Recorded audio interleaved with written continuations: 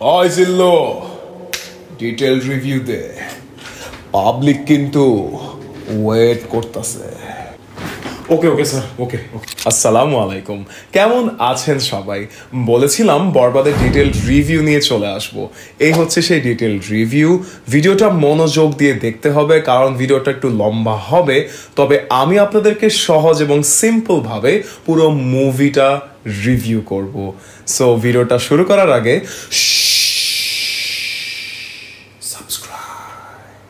মুভির প্রথম সিন, আন্দোলন, আদালত এবং শাকিব খানের এন্ট্রি। সেই আদালতের গণ্ডিতে দাঁড়িয়েছিলেন আমাদের শাকিব খান। তাকে অনেক ধরনের অ্যালিগেশনস দেওয়া শুরু হয়, ড্রাগ অ্যাডিক্ট, রেপিস্ট, হ্যান ত্যান, বুগিচুগি, অনেক কিছু। সেখানেই আরিয়ান মির্জার বিচার করা হচ্ছিল। এর মাঝখানেই কথা বলতে বলতে যখন তার এলিগেশন নিয়ে কথা বলা হয়, সেইখান থেকেই মুভি হয় স্টার্ট। ইয়াস, আমাদেরকে মূলত স্টোরি দেখানো হয় আরিয়ান মির্জা তার পাস্টে কি কি করেছে, কেন তাকে আদালতের এই গণ্ডিতে আসতে হয়েছে। সো স্টোরি যে শুরু করার স্টাইলটা বরবাদে হয়েছে, এটাই তো আমাকে ইমপ্রেস করে ফেলছে। কেন আমি আপনাকে বলছি, একটা মুভিতে স্টোরি বিল্ড আপ সবচেয়ে বেশি important, right? So story build আপের জন্য কি দরকার জানেন? সর্বপ্রথম এডিটিং এর কাট। ইয়াস, এই বরবাদের এডিটিং এর কাট এত সুন্দর, একটা খুদ আপনি ধরতে পারবেন না।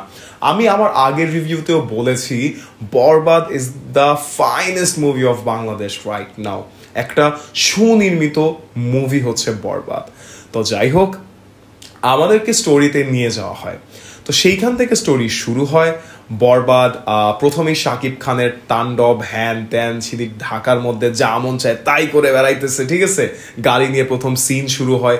তো এই জিনিসগুলো করতে করতে ইন্টারভালের মধ্যেই, ইন্টারভালের আগেই কিন্তু আমাদেরকে 3টা গান দেখায় দেওয়া হয়েছে।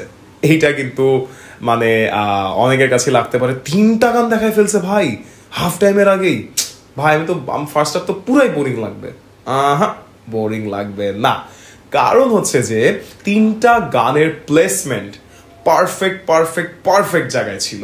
3টা গানই মানে ইভেন পুরা মুভির গানই, যতগুলা গান আছে প্রত্যেকটা গান পারফেক্ট বেসে দেওয়া হয়েছে। একটু হলেও লাগতে পারে যে ফার্স্ট হাফে 3টা গান দিল, আমি নিজেও ভাবছি তো এই জন্য।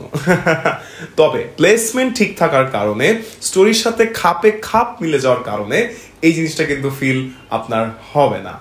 তো যাই হোক, 3টা গানের পরেই হচ্ছে প্রত্যেকটা সিনে গানের মধ্যে আমাদেরকে মুভির ভিতরের কাহিনীগুলো দেখানো হয়। যদি গান মানে আপনি যদি স্কিপ করতে চান তাহলে কিন্তু মুভির মজাটাও পাবেন না।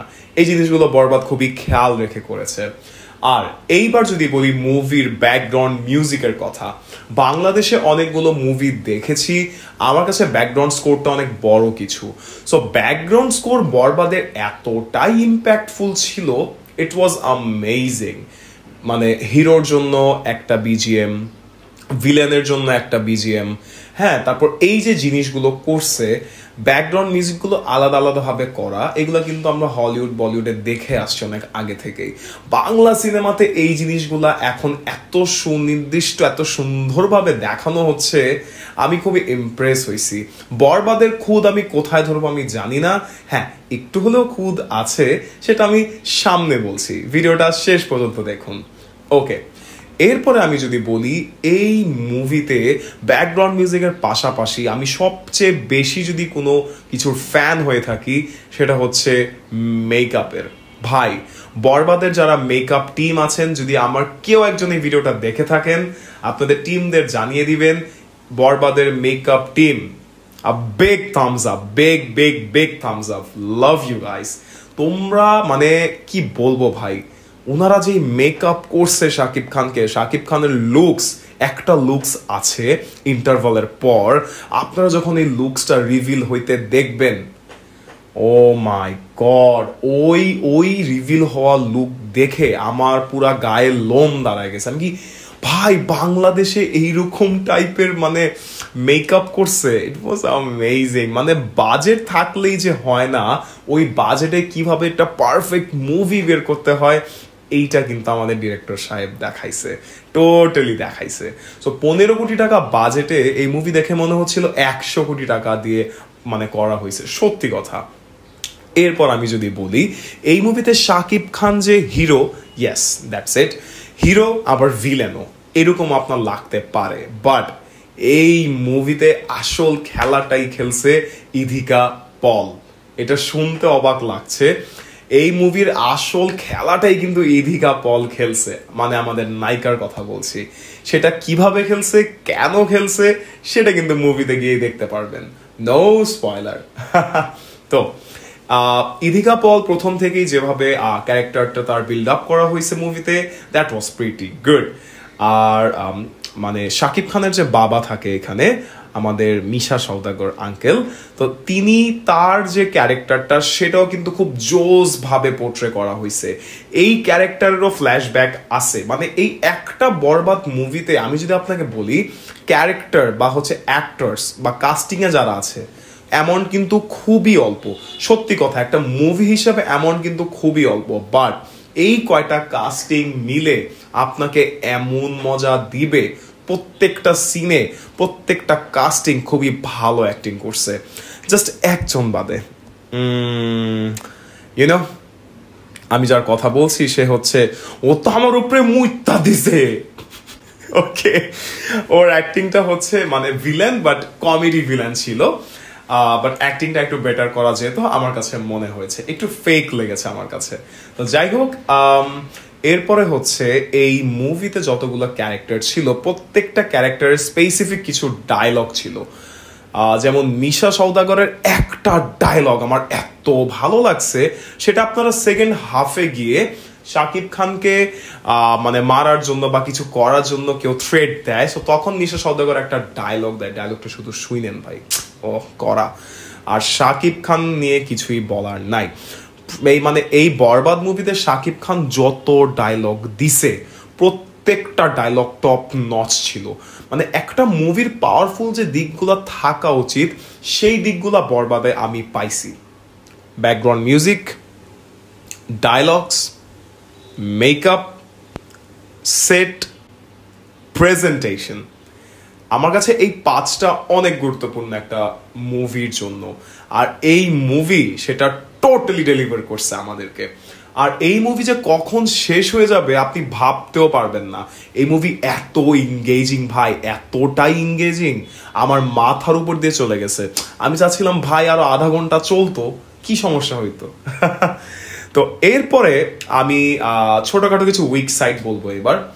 আমাদের যিশু সেনগুপ্ত, যিশুকে নিয়ে সবাই এতটা এক্সাইটেড ছিল, আমিও ছিলাম, বাট যিশুকে অ্যাকচুয়ালি ভাবে ইউজ করা হয় নাই। এটা শুনতে খারাপ লাগলেও আমি কিন্তু বরবাদের একটা খুদও ধরতে পারি নাই শুধু এই জিনিসটা ছাড়াই। এটা খুদ না, এটা হয়তো রাইটিং এ যারা রাইটার ছিলেন তারা এভাবে জিনিসটা করেছেন, দ্যাটস ফাইন, বাট স্টিল ভিলেনকে এখানে স্ট্রং দেখানো হয়েছে ভিলেনের পাস্টে, বাট ভিলেন যখন হিরোর সামনে আসছে পুরা নামায় দেওয়া হয়েছে। সো এই হচ্ছে ব্যাপার। যিশু সেনগুপ্তকে আসলে যে পটেনশিয়াল যিশু সেনগুপ্তর ছিল সেটা মেবি ইউজ করা হয় নাই, বাট আশা করি সামনে আরো ভালো কিছু পাবো। সো ভিলেনের যে ব্যাপারটা এটা মানে পোর্ট্রে করা হয়েছে, মজা লাগবে আপনার, বাট পুরা সাইকোটিক একটা ক্যারেক্টার যিশুকে দেওয়া হয়েছিল, বাট সেই সাইকোটিক ক্যারেক্টারটা আমি অনেক এক্সাইটেড ছিলাম, মানে এইরকম একটা পর্যায়ে আপনাকে নিয়ে যাবে যে এই যে ভাই যিশু ভার্সেস শাকিব, এইটার ওয়েট যে কতক্ষণ করছি, মানে আমি পাগল হয়ে যাচ্ছিলাম। বাট ক্লাইম্যাক্সে গিয়ে আপনাকে এটা হতাশ করবে, বিকজ শাকিব আসে, ঠাই ঠাই ঠাই ঠাই ঠাই ঠাই ঠাই, সব শেষ, যিশুও। সো ইউনো যিশু, আমি চাইছিলাম যে যিশু আর শাকিবের মধ্যে মানে মারাত্মক লেভেলের একটা মারামারি হোক, বাট আবার অ্যাট দ্য সেম টাইম আপনি যদি স্টোরির সাথে মিলাইতে চান, আবার ভাবতে চান, ঠিকই আছে, প্যারা নাই, বিকজ বরবাদ যখন টোটালি বরবাদ হয়ে যায় ভিলেন তার সামনে কিছুই না। বাট ভিলেনকে উইক শো করানো হয়েছে এই একটা মাত্র খুদ ছাড়া। বাংলাদেশি মুভিতে মানুষ এত খারাপ বলে, এত খুদ ধরে, এটা করে সেটা করে, আমি কোনো খুদই পাইলাম না ভাই। সত্যি কথা, মানে আমার কাছে এরকম লাগছে যিশু সেনগুপ্ত মনে হয় না থাকলেও বরবাদ ভাই তুঙ্গে চলে যাইতো। সিরিয়াসলি ভাই, আমি পুরো হাউসফুল মুভি দেখছি, ফার্স্ট ডে ফার্স্ট শো, এটা আপনারা জানেন।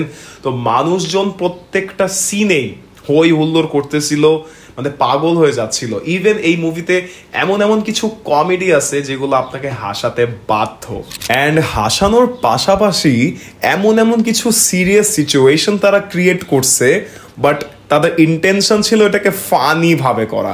আমি বুঝাতে পারছি আপনাকে, মানে একটা সিরিয়াস সিন চলতেছে, আপনি এর মধ্যেও হাসতেছেন। এই যে জিনিসগুলা যে আমি বরবাদে মানে নোটিস করছি ভাই, আমার এত ভালো লাগছে। বাংলা মুভিতে এত কিছু ডিটেইলড কবে থেকে হওয়া শুরু করলো, আমি এটা ভাবতেছিলাম শুধু মানে বসে বসে। মাই গড, আর ফার্স্ট হাফ এত এঙ্গেজিং নাই হয়ে গেল, সাথে সাথে ব্রেক থেকে আসলাম, সেকেন্ড হাফে মানে এক্সাইটমেন্ট মানে একটু পরপর বাড়তেই থাকে।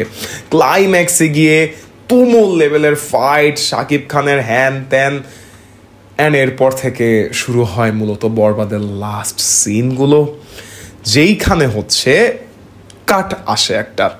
সেই কাটটা হচ্ছে আদালতের, সেই আদালতে আমাদেরকে ফিরায় আনা হয় যেখান থেকে মুভি স্টার্ট হয়েছিল। মানে সেইখান থেকেই ক্যারেক্টার বলা শুরু করে যে এই করেছে আমাদের আরিয়ান মির্জা ওরফে শাকিব খান, এই হচ্ছে ব্যাপার। এরপরে শাকিব খান নিজেই সব কিছু মুভিতে দেখেন, বুঝতে পারবেন। বাট এইবার আমি আপনাকে বলি, এই যে কাটগুলো মিলানো হয়েছে, প্রথমে মুভির স্টোরিতে আদালত থেকে পুরো স্টোরি দেখিয়ে এরপরে কাট করে আবার স্টোরিটাকে এত সুন্দর করে মিলানো, আমি কয়বার বলবো, ইট ওয়াজ অ্যামেজিং।